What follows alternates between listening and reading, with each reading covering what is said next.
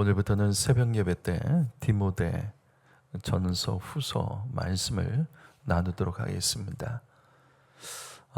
디모데 전서 이 말씀은 바울이 기록한 성경 말씀 중에서 이 디모데 전서 후서 그 다음에 바로 이어지는 디도서까지를 목회서신이라고 부릅니다. 그러니까 바울의 동역자 중에 디모데와 디도를 통해서 그들의 목회를 지원하기 위해 기록한 말씀이 바로 이 목회서신 디모데 전후서와 디도서를 포함합니다. 목회서신은 바울이 영적인 아들들로 키워낸 이 젊은 디모데, 그 다음에 디도에게 아버지와 같은 선배 목회자로서 조언하고 권면하는 말씀을 기록하고 있습니다. 특별히 디모데 이 전서는 바울이 로마 감옥에 갇혀서 1차로 석방됩니다. 사도행전 말씀을 보시게 되면 바울이 3차까지 선교 여행을 하고 예루살렘을 갑니다. 그리고 그 마지막은 로마로 가는 말씀으로 말씀이 끝나죠. 로마로 가서 거기서 1차로 감옥에 갇히게 됩니다. 그러나 이후에 석방이 되고 다시 마게도냐 유럽입니다. 그리고 다시 4차 전도 여행을 하던 중에 바울이 오늘 말씀 3절처럼 디모데를 오늘날 터키 지역의 에베소 교회로 보냅니다. 당시 에베소는 혼합주의 신앙이 가득했던 것이고 우상의 역사가 가득했습니다. 그래서 영주주의, 유대주의, 금욕주의 등 굉장히 영적으로 혼탁한 곳이었기 때문에 사도 바울은 에베소에 이 젊은 디모데를 보내고 그 후에 마음이 편치 않았습니다. 그래서 에베소 교회와 디모데를 위해서 기도하던 이 바울은 성령의 감동을 받아서 편지를 써 보낸 것이 바로 이 디모데 전서입니다. 한편 당시 에베소는 선교적으로 아시아와 유럽 사이에 있었던 매우 중요한 항구 도시입니다. 이 에베소가 얼마나 중요했냐면 사도 바울은 사도행전을 보시면 바울의 선교 여행을 했던 곳 중에 가장 오랜 기간 동안 3년 동안 에베소에 머뭅니다. 그 다음에 두 번째가 이 고린도에서 1년 6개월을 머물게 되면서 3년 동안 가장 오랜 시간 머물면서 그곳에서 교회를 세우고 영적으로 사단의 흐름을 끊어내기 위해서 그렇게 수고하고 애를 썼습니다. 자, 그러면 오늘 말씀 1절을 먼저 읽어보시겠습니다. 우리 1절 말씀 다시 읽어봅니다. 1절이 있습니다. 시작.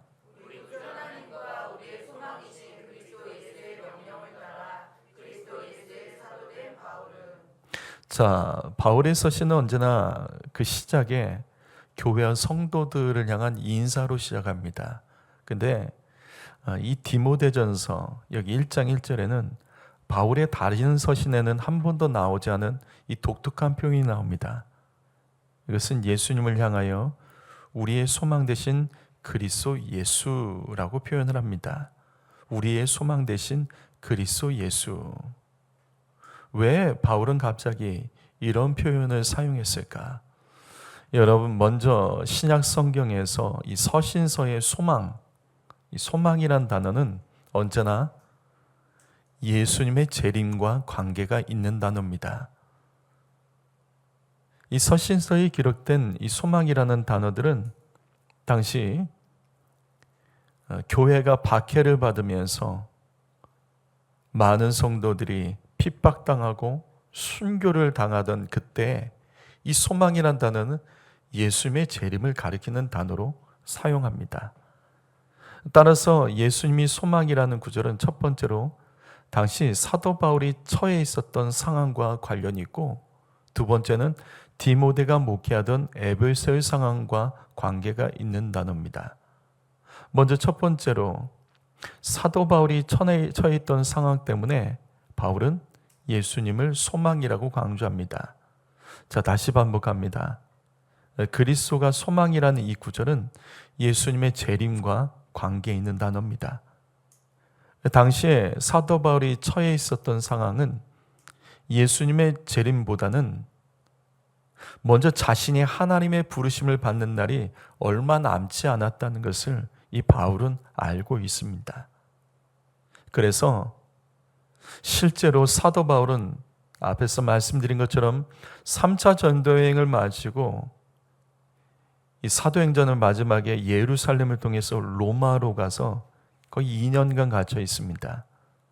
하지만 잠깐 동안 다시 풀려나서 유럽 지역, 이 지역을 돌면서 복음을 전할 때 디모데를 에베소에 보냅니다. 에베소는 유럽이 아니라 터키 지역이죠. 소아시아 지역이죠.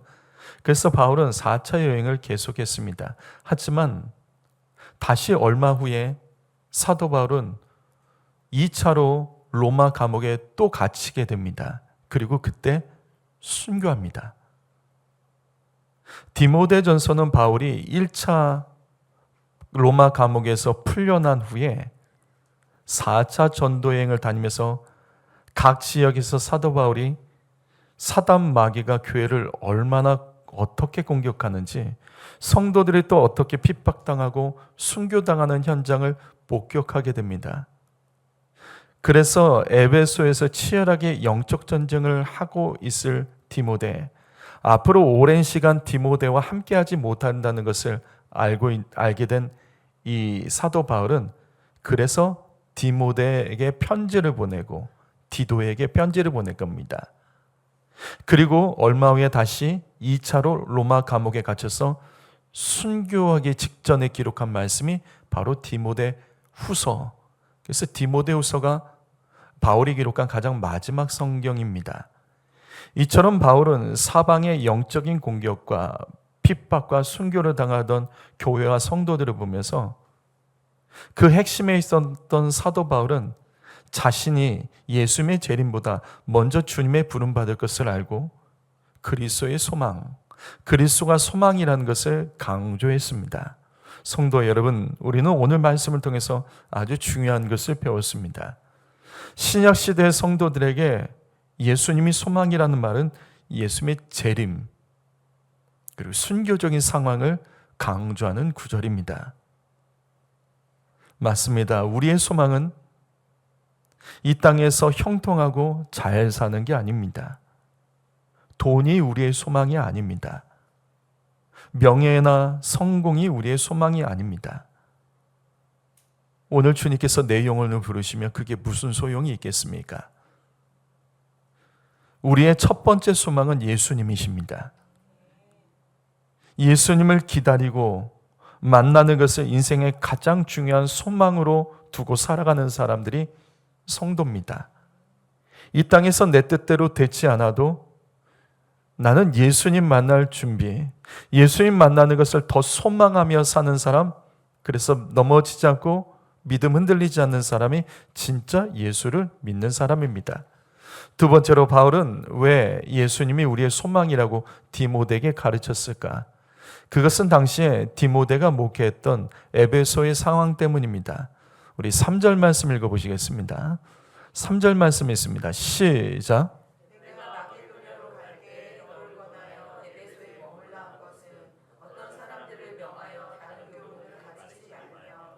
자, 내가 마게도냐, 지금 유럽이죠. 갈 때 너를 권하여 에베소. 바울은 이 유럽으로 가고 에베소는 소아시아, 터키 지역입니다. 그 반대쪽으로 이 디모데를 보내게 됩니다. 왜냐하면 당시 에베소에 이 여러 가지 상황들이 있었습니다. 자, 먼저 에베소는 당시 세계 각지의 수많은 우상과 지식들이 모여있는 거대한 항구 도시였습니다. 그래서 사도행전 19장 19절을 보시면 바울은 이 지역의 선교적인 중요성을 알고 3년간 이곳에서 가장 오래 복음을 전하며 그곳에서 사역을 하며 교회를 세웁니다. 그래서 이때 정말 하나님께서 놀랍게 바울을 도와 믿는 무리들이 정말 많아지도록 하나님께서 역사해 주셨습니다. 그 증거 중에 하나가 마술을 행하던 사람들이 이 에베소 지역에 정말로 많았습니다.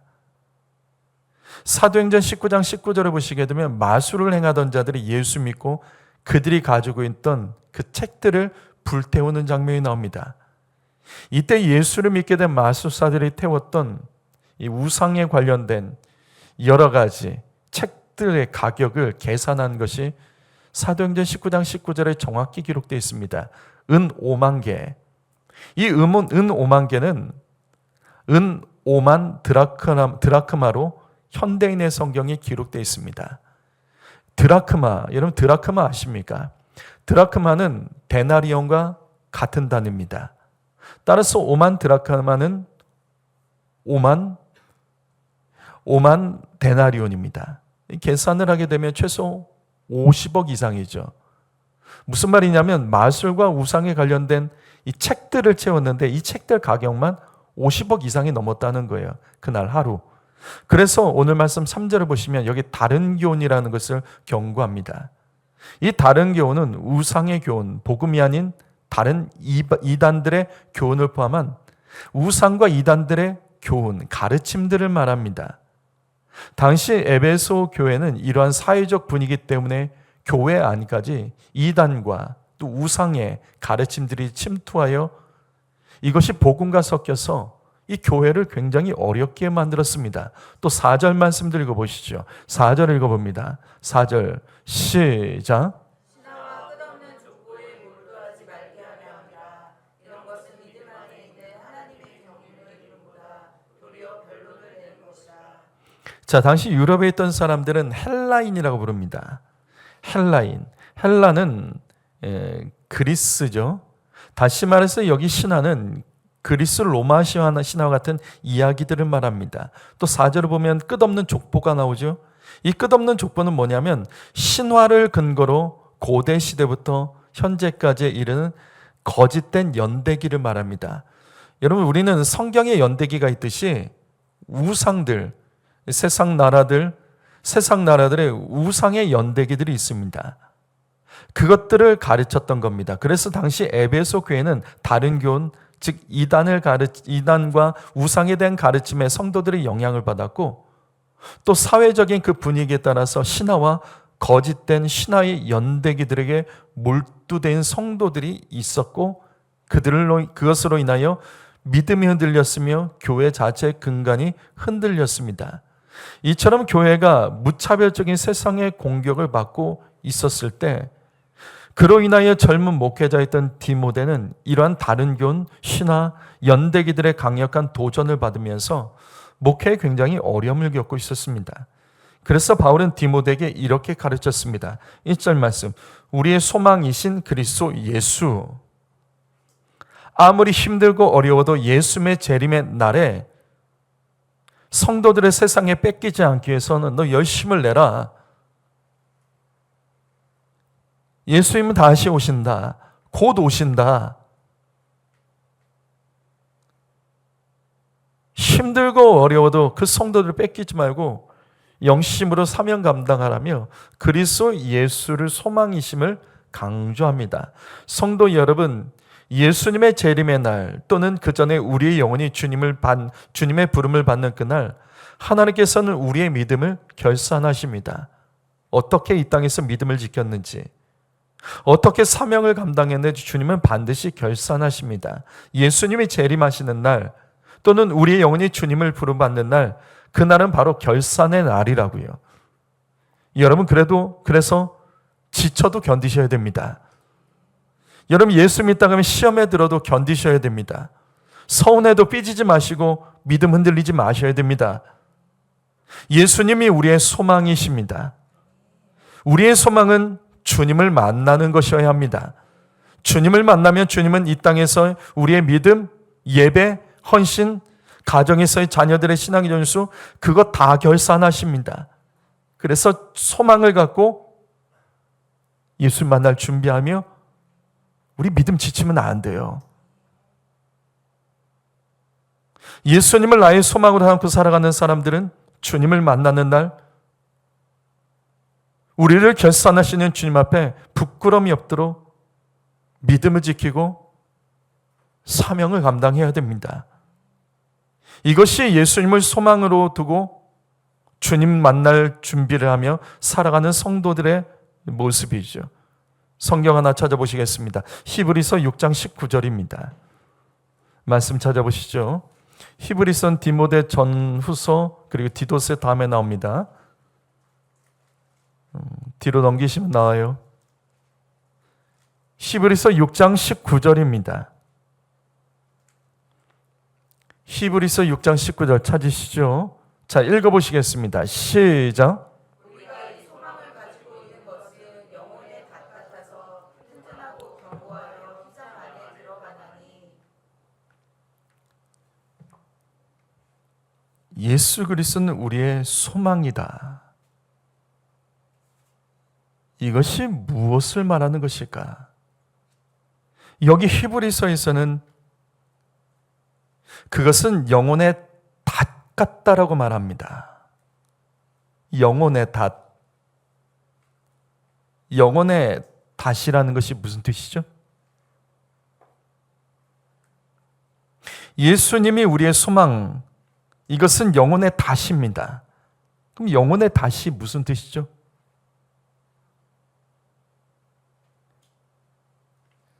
여러분, 배에서 닷의 역할이 뭐죠? 닷의 역할이 뭐죠? 배에는 닷이 있습니다. 그 닷의 역할, 그건 흔들리지 않도록 고정하는 거죠. 닷은 흔들리지 않도록 고정하는 겁니다. 바로 이겁니다. 그리스도가 나의 소망이다. 이것은 내 영혼이 이리저리 흔들리지 않도록 붙들어주는 겁니다. 왜 예수 믿는 사람들이 자꾸만 흔들릴까? 나의 예배, 나의 믿음, 기도, 헌신, 사명, 감사, 흔들린 사람 입술의 소리부터 다르죠. 찬양이 안 나오고 기도가 안 나오고 말씀 아멘도 그치고 당연하죠. 영혼이 흔들리니까. 그럼 왜 흔들릴까? 예수님이 소망이어야 됐는데 그게 아니라는 거예요. 여러분은 주로 나의 믿음, 예배, 기도, 헌신, 감사, 찬양, 이것이 언제 흔들리시죠? 무엇 때문에 자주 흔들리시죠? 그 영역에 예수님을 소망 삼으시고 믿음을 정하셔야 된다고요. 예수님만이 나의 소망으로 삼아야 됩니다.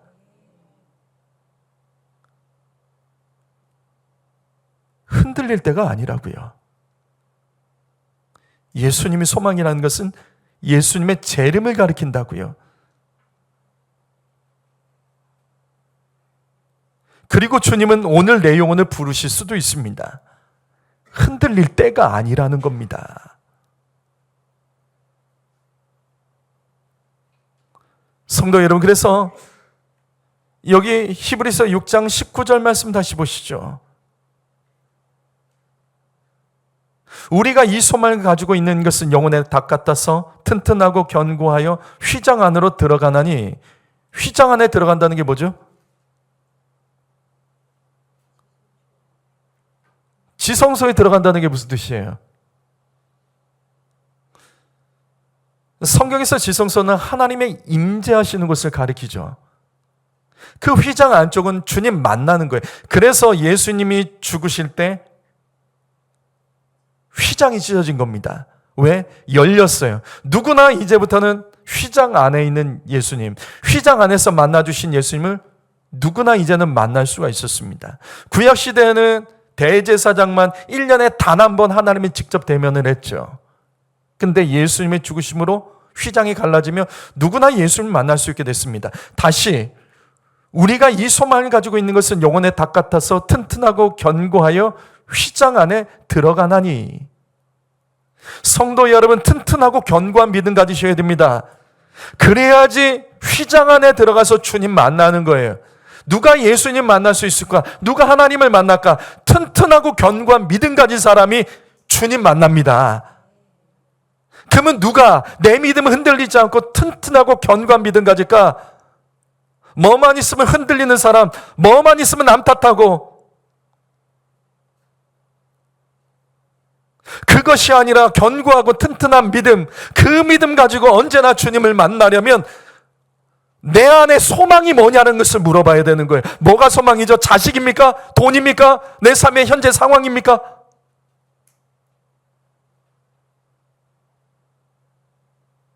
예수 믿으면서 따지는 게 너무 많아요. 예수 믿으면 정말 계산 많이 해요. 그래서 믿음이 튼튼할 수가 없죠. 견고할 수가 없죠. 휘장 안에 못 들어가는 겁니다. 다시 반복합니다. 예수님이 나의 소망, 이건 재림을 말하는 것이고, 재림 이전에 주님은 내 영혼을 먼저 부르실 수도 있습니다. 예수님이 나의 소망이라는 것은 주님 만나는 그날을 가리키는 거예요. 내가 주님을 만나겠다는 강력한 의지와 간절함만 있어도 오늘 나는 믿음은 들리지 않습니다. 왜? 오늘 주님이 재림하시는지 내 영혼 부르실 수 있기 때문이죠. 그것이 성경에서 말하는, 신약성경에서 말하는 소망이라는 단어입니다. 소망은 주님 만나는 거예요. 오늘 이 말씀 기억하시며 우리는 흔들리면 안 돼요. 우리가 해야 될 기도가 얼마나 많습니까? 나라를 위해서, 또 우리 자녀들 하나님께 올려드리기 위해서 우리가 얼마나 기도했습니까? 뺏기면 안 되죠. 우리 교회 같은 교회들이 이 대한민국의 공산화를 막고 동성애 막고 선교 한국을 위해서, 통일 한국을 위해서 기도해야 될 사명이 많습니다. 마귀는 계속해서 흔들어댄다고요. 근데 예수님이 나의 소망인 사람은 세상에 다른 교훈, 신화, 끝없는 족보 같은 연대기들 아무리 그것을 갖다 대고 흔들어대도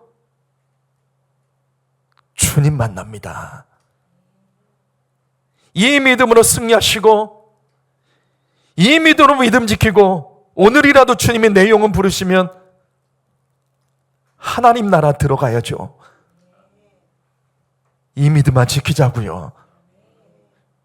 기도하시겠습니다.